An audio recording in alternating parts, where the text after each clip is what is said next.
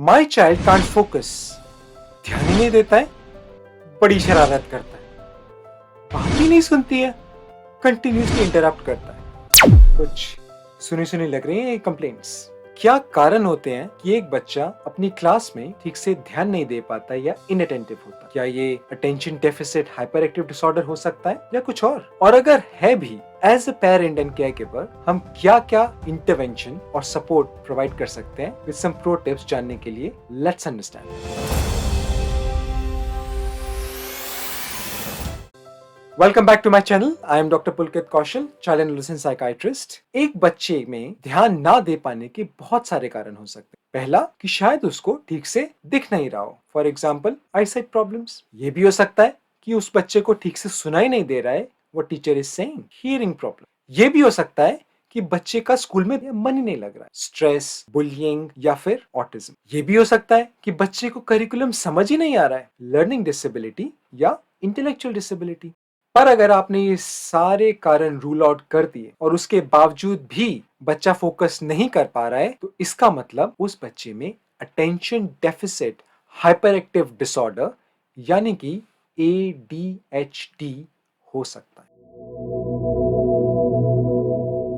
ADHD एक cluster है 3 symptoms का। पहला इनअटेंशन, हाइपर एक्टिविटी और इंपल्सिविटी। इनअटेंशन में हमें दिखता है डिस्ट्रैक्टिबिलिटी, मतलब ध्यान ना दे पाना। टीचर पढ़ा रही है पर ध्यान वो बाहर खिड़की पे चिड़िया के ऊपर। होल्डिंग अटेंशन, चीजें स्टार्ट तो कर दी पर उसको मेंटेन ना कर पाना। केयरलेस मिस्टेक्स, मैथ्स का सवाल आता तो है, स्पेलिंग भी आते हैं, पर जल्दी जल्दी में केयरलेस मिस्टेक्स कर देना। इंस्ट्रक्शंस को समझ ना पाना, टीचर ने कुछ बोला पर उसको फॉलो थ्रू ना कर पाना। मल्टीपल इंस्ट्रक्शन समझने में प्रॉब्लम होना। पापा ने बोला बेटा ऊपर जाके मेरी बुक लेते आना, लॉन्ड्री बास्केट में कपड़े भी डाल देना और हाँ साथ साथ लाइट भी बंद कराना। बत्ती गुल। फॉरगेटफुलनेस, चीजों को भूल जाना। मम्मी ने बोला बेटा दूसरे रूम से मेरा चार्जर लेते आना, आप दूसरे रूम में गए तो जरूर पर उस रूम में जाते ही भूल गए, यार मैं यहाँ पर आया क्यों था? ऑर्गेनाइजेशन स्किल्स, अपनी कबर्ड डेस्क स्पेस को ऑर्गेनाइज ना कर पाना, बैग पैक करने में प्रॉब्लम होना।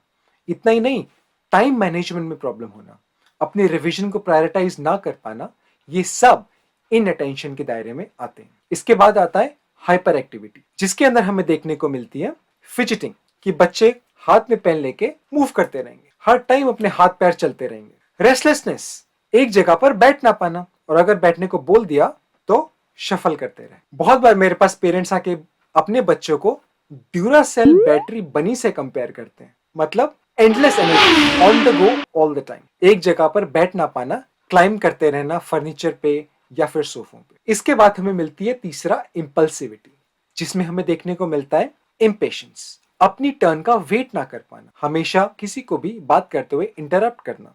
इसके बाद हमें देखने को मिलता है स्पीकिंग आउट ऑफ टर्न।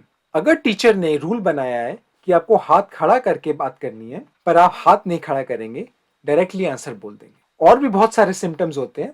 आप मेरी वेबसाइट nestcamps.com पे जाकर एक चीट शीट जो मैंने बनाई है उसे डाउनलोड कर सकते हैं।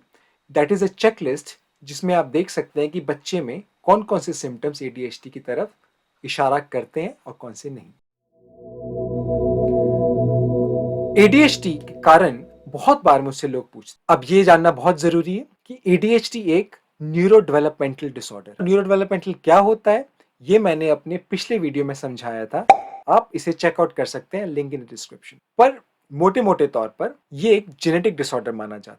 अब ADHD का कोई जीन नहीं है जो हमने आइडेंटिफाई किया है, बट एक क्लस्टर ऑफ जीन्स हैं जो रिस्पॉन्सिबल हो सकते हैं। बहुत बार स्टडीज ने यह भी शो किया है कि alcohol use in the pregnancy या फिर कोई trauma in the pregnancy can also lead to ADHD। अब आप गूगल पे जाएंगे तो बहुत सारी स्टडीज आपको या फिर बहुत सारे ऐसे आर्टिकल्स मिलेंगे जिसमें लिखा होगा कि फूड कलरिंग या फिर चीनी खाने से ADHD हो सकता है, पर उसका कोई ठोस सबूत हमें RCT ट्रायल्स में नहीं मिला है। अब आपको ये बात बहुत जरूरी है जाननी कि ADHD में कुछ बच्चे फिर भी कुछ गिनी चुनी चीजों पे फोकस कर सकते हैं, जैसे कि कोई पैशन हो गया या फिर उनको वीडियो गेम्स दे दी गई।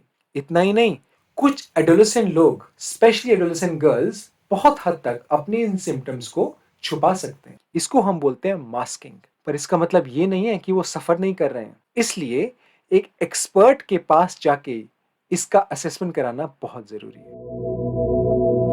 अब असेसमेंट की जहां तक बात आती है, तो एडीएचडी के लिए कोई सीटी स्कैन एमआरआई की जरूरत नहीं है। ये क्लिनिकल डायग्नोसिस है, पर इतना आसान भी नहीं है। सबसे पहले तो एक क्लिनिशियन बहुत डिटेल में आपसे ये सारी हिस्ट्री पूछेगा। उसके बाद एक डेवलपमेंटल हिस्ट्री ली जाएगी, जहां बर्थ से लेके आज तक की सारी हिस्ट्री को जाना जाएगा। कुछ स्केल्स होते हैं जैसे कॉर्नर्स और स्नैप, वो भी हम फिल कर सकते हैं। इसके साथ साथ हमें एक क्यूबी टेस्ट भी कर सकते हैं, जो यूके के अंदर बहुत यूज होता है। ये computerise based game based analysis है, जिसमें एक बच्चा कुछ गेम टाइप की खेलता है और कंप्यूटर जो होता है उसके हाव भाव, उसके एक्शंस, उसकी आई मूवमेंट्स को जज करता है और एक डायग्नोसिस बना सकता है।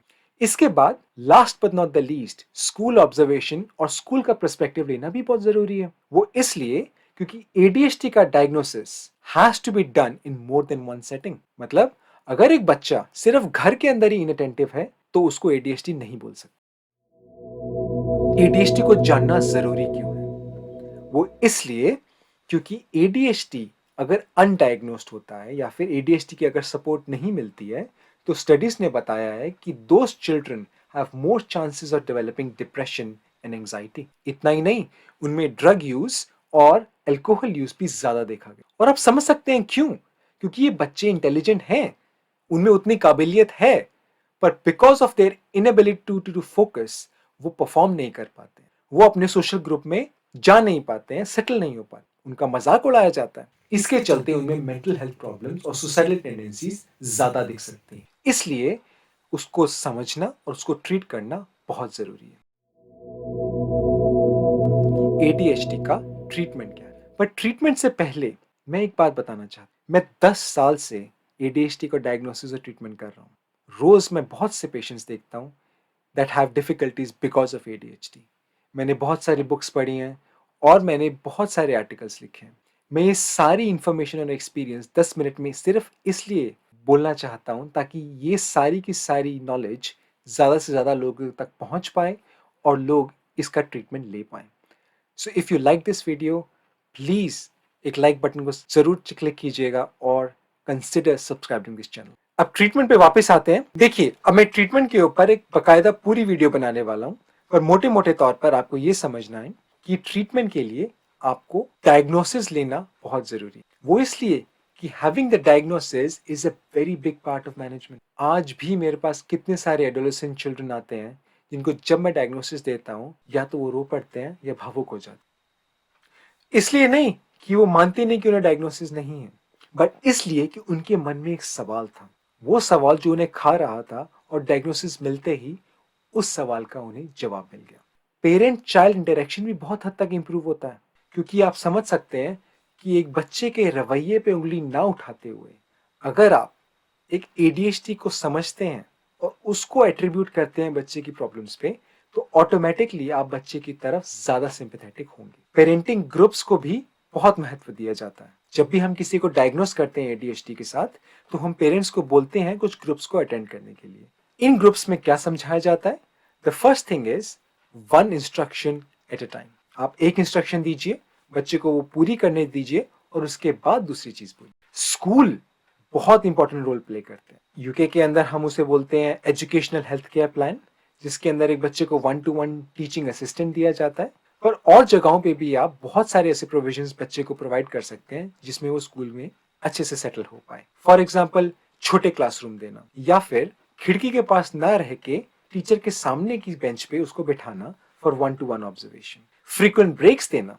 एग्जाम्स में भी ऐसा कुछ प्रोविजन करना कि अगर बच्चा को थोड़ी देर घूमना है या बाहर जाके वापस आना है तो उसको सपोर्ट किया जाए। इस तरीके की छोटी छोटी चीजों को जब आप पाइल अप करते हैं तो ऑटोमेटिकली बच्चा ज्यादा अच्छा परफॉर्म कर पाता है अपने स्कूल में। CBT, that is cognitive behavioural therapy, या फिर ऑक्यूपेशनल थेरेपी जैसी चीजें भी हम यूज कर सकते हैं बिफोर वी कंसिडर मेडिकेशंस, पर इसके बारे में हम अगली वीडियो में अच्छे से बात करेंगे। पर इस वीडियो का जो एक मैसेज था जो मैं आप लोगों को कम्युनिकेट करना चाहता हूँ, वो ये है कि एक एडीएचडी एक ऐसा कंडीशन है जिसके साथ बच्चा पैदा होता है। उसका कंट्रोल नहीं है कि वो फोकस नहीं कर पा रहा है।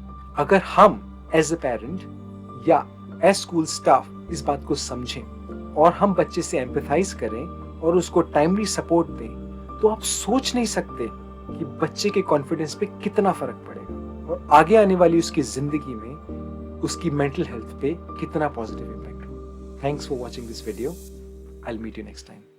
Bye bye.